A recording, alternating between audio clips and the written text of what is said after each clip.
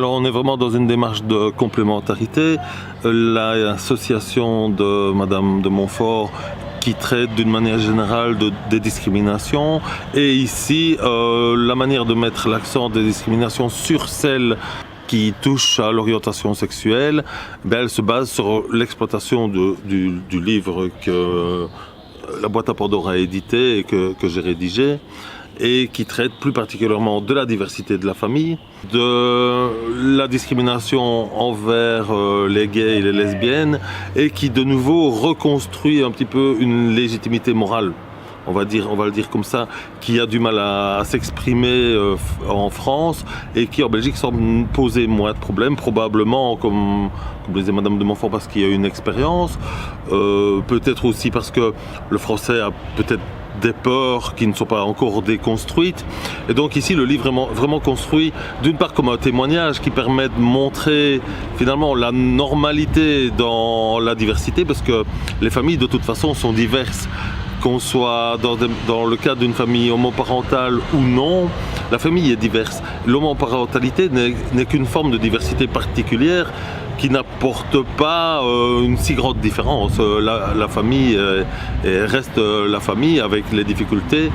Et ici, voilà, donc il y a d'une part un témoignage qui permet de démontrer ça, et d'autre part une réflexion sur les questions de la famille ouverte par la procréation médicalement assistée, voire par la gestation pour autrui, qui est argumentée avec également des témoignages, le recueil de toutes les observations qui sont faites à l'encontre des méthodes, et une démarche de réflexion qui permet de voir lesquelles sont pertinentes, lesquelles ne le sont pas.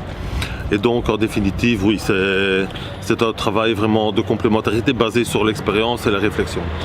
Pour parler du témoignage en lui-même, donc je raconte l'histoire d'une famille qui au départ semble tout à fait normale dans le sens social de l'acception du terme. C'est-à-dire que je vivais avec mon épouse, nous avions des enfants, et puis comme la plupart des gens qui font leur coming out, il y a un moment où la réalité prend le pas sur le quotidien de la vie, et le choix que j'ai fait, c'est celui de m'ouvrir complètement, c'est-à-dire de le dire, d'essayer de passer dans un changement en essayant que ce changement soit le moins possible une rupture. C'est-à-dire j'ai gardé de très bons contacts avec le reste de ma famille, mon ancienne épouse, et puis j'ai reconstruit une autre vie dans laquelle mes enfants se rendent compte que la parentalité, la qualité de la parentalité ne dépend pas du fait qu'elle soit hétéro ou homo. Ce qui fait la qualité de la parentalité, c'est l'attention qu'on apporte à ses enfants, à leur avenir, et l'amour qu'on partage. Donc d'une manière générale, on voit ici d'ailleurs dans le livre que dans plusieurs cas, on évoque des cas de famille qui, elles, ne sont pas du tout homoparentales et qui créent de réels désastres parmi les enfants. Vous voulez montrer les côtés positifs de votre expérience?